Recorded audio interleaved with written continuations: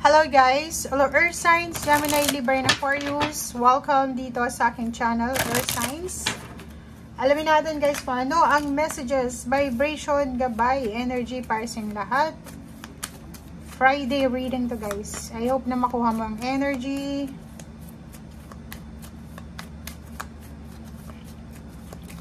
Earth Signs, whip.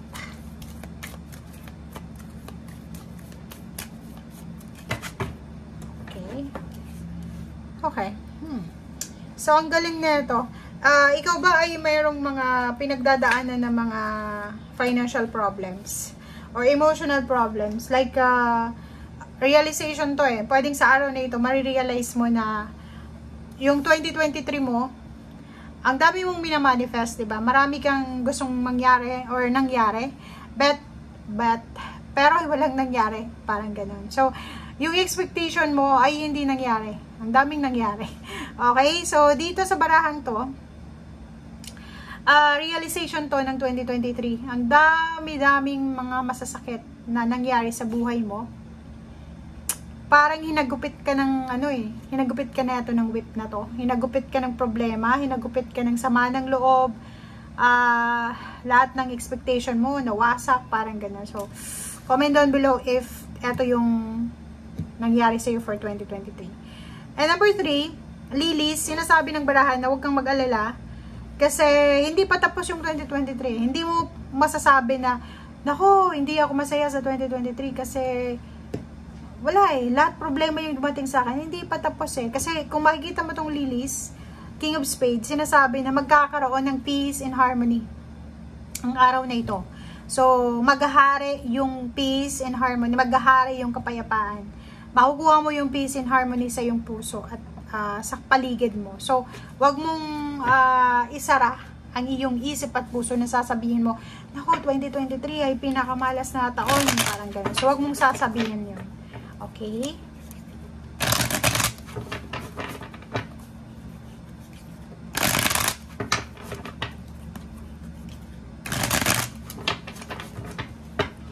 Okay. Air signs.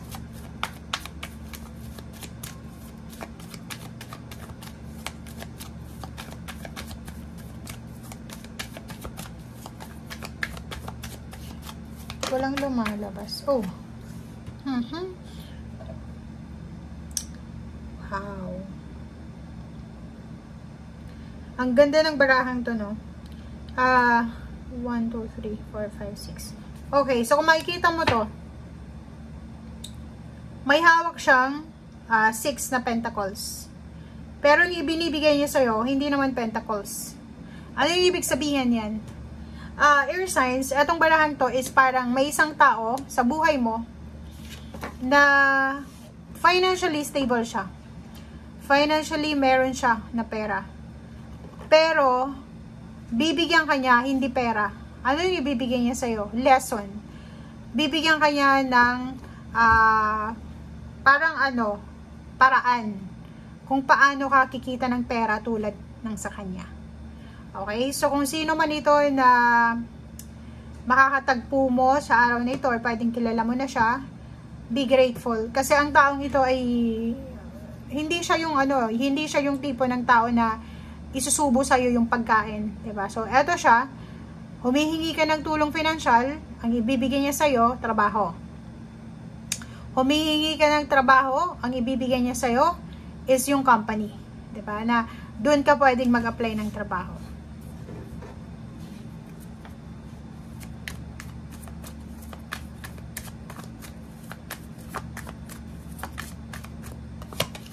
Okay, Emperor. So, pwede ng taong ito ay makapangyarihan siya. Pwedeng siya ay CEO, may-ari ng business, pwede siya ay barangay captain, or pwedeng siya ay mayor, pwedeng siya ay mataas yung posisyon niya sa society or sa government. Okay, but mag-iingat ka. Mag-iingat ka dahil mag-iingat tayo dito, air signs, kasi it's your energy to eh. Gemini, Libra, and Aquarius. Be true to yourself or be true dito sa taong to. For example, may nag-offer sa'yo ng, uy, air signs, gusto mo daw ng trabaho. Kung gusto mo, i-recommend kita doon sa company na yun. Maging totoo ka sa sarili mo. Kung kaya mo, like, kaya ko yan yung trabaho, sabihin mo kaya mo.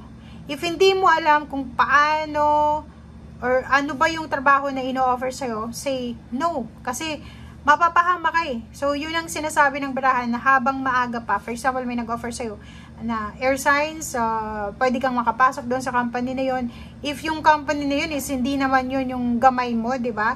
So, Seven of Swords, be true to yourself, to your emotion, and yun, sa action mo din. And meron ditong Five of Swords, sinasabi ng barahan na yun, i-give up mo siya. Like, for example, may nag-offer sa'yo na hindi mo naman alam, reject mo, or pwedeng say no, diba? Kasi mahirap na yung mapasubo pa tayo doon sa trabaho na hindi naman natin alam. Okay, so yun. So nakikita natin dito, it's either work or money or pwedeng relationship siya. Kung ano man yun na i-offer sa'yo, kung alam mo kung paano yan pasukin, accept it. Be grateful. Kung hindi mo naman alam, reject it. Two of Coins, sinasabi ng baraha sa'yo dito na maraming ways, paraan, para makuha mo yung balanse sa pera. Kasi kung makikita mo dyan, may nagbibigay dito, pero hindi naman pera yung binibigay niya. Yun yung sabi ko sa'yo kanina, mayroon siyang pera, pero hindi pera yung ibibigay niya sa'yo. It's a wisdom. It's information. And ikaw naman, parang ikaw to, ready ka na tanggapin siya. So, yun. Or other way around, ikaw yung hinihinga ng pera,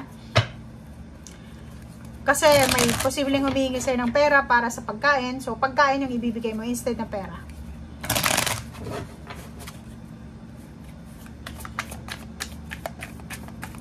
Okay, ano pa ba?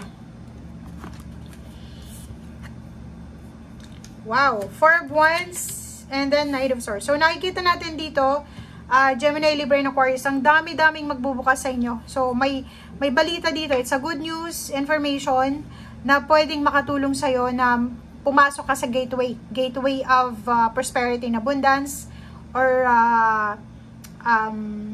happy family, 'di ba? So ibig sabihin, sa araw na ito, makakatanggap ka ng maraming information, messages na pwedeng makatulong sa stability ng iyong tahanan. So, for example, gusto mong magpatayo ng bahay, gusto mong magpa-renovate ng bahay, gusto mong maayos yung relationship ng family mo, sa araw na ito is makakatanggap ka ng mga information or pwedeng mga gabay para maayos mo kung ano yung stability na to na sinasabi ng baraha.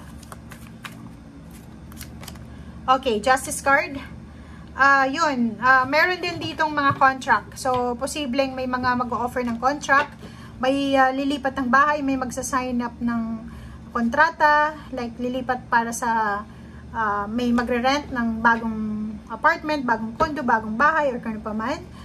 Meron ditong relationship. So, pwedeng may kakasal, may bagong kasal, or pwedeng may mga magsisimula dito na relationship na mauuwi sa kasal. Parang ganun yung sinasabi ng baraha. And the Ace of Wands, excitement. So, makakaramdam na excitement ang iba sa inyo dyan. Ang galing na ito, oh. Okay. So, yun. Pinapakita ng baraha mo sa'yo, air signs, na yung Eight of Cups, yung parang stepping stone parang gano'n, stepping stone para sa stability ng family mo, ay posibleng makuha mo na siya, 'di ba? So, kung hindi mo siya makuha ngayong 2023, sinasabi ng baraha sa'yo dito na pag-aralan mo siya bago matapos yung 2024. Okay? Mayroon ditong the devil, meron talagang ganun like, maraming gustong gawin ang iba sa inyo dyan, marami kayong mga projects na iniisip, o marami kayong mga ideas kung paano kumita ng pera, kung paano maayos yung relationship, paano maayos yung habits, paano makontrol ang emotion, paano yung makontrol yung mga unhealthy habits sa financial and emotional. But meron ditong mga traitor talaga, merong mga tao na ititempt ka. Mag-iingat kayo. Kasi, kung makikita mo dito, paakyat ka na eh. Paakyat ka na doon sa stability eh.